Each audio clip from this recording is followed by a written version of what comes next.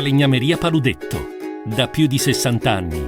Il legno su misura a casa tua. TG Plus News edizione di Venezia, buonasera. Apriamo il nostro notiziario con la cronaca. Dal 2011 in Veneto il numero di anziani fragili e a rischio non autosufficienza è triplicato secondo l'indagine di Italia Longeva. L'allarme dello SPCGL regionale. Con l'invecchiamento della popolazione il problema diventa emergenza. Non solo. Siamo anche preoccupati anche per il taglio alle risorse del PNRR deciso in questi giorni dal governo che potrebbero incidere in maniera pesante anche sul Veneto, in particolare sui progetti relativi al tema della salute e dell'assistenza alle fragilità, afferma la segreteria generale dello SPCGL Veneto. Chiediamo quindi al Veneto che insieme alle altre regioni rivendichi dal governo centrale le risorse per mantenere e realizzare i progetti programmati e necessari per la tutela della salute di tutti i cittadini.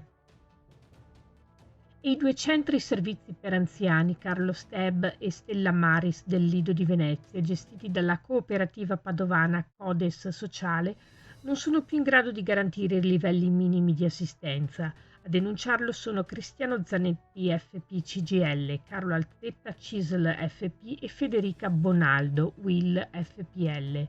La situazione è divenuta anche pericolosa tanto per lavoratrici e lavoratori quanto per gli anziani ospiti, attaccano i sindacalisti.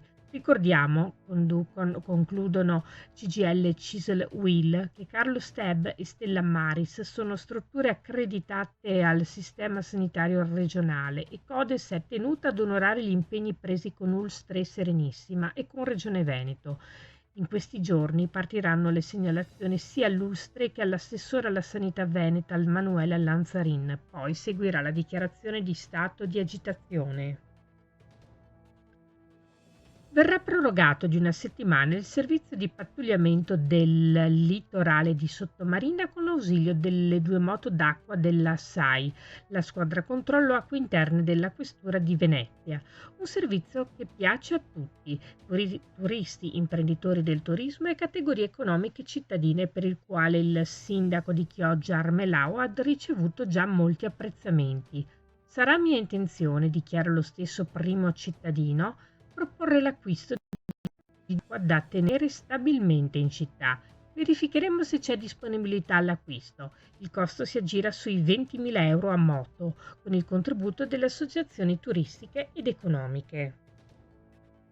La Giunta Comunale di Venezia ha approvato, su proposta dell'assessore alle politiche della residenza e alla coesione sociale Simone Venturini, indirizzi, requisiti e criteri di punteggio per l'emanazione di 2 bandi per l'assegnazione di 73 appartamenti comunali con contratto social housing.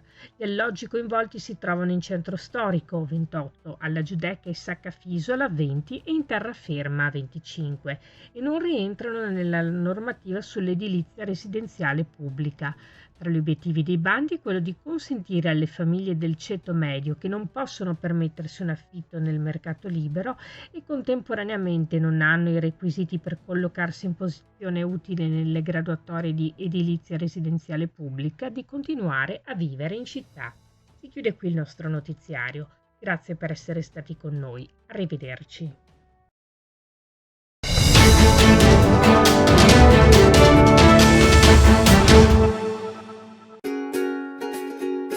Falegnameria Paludetto.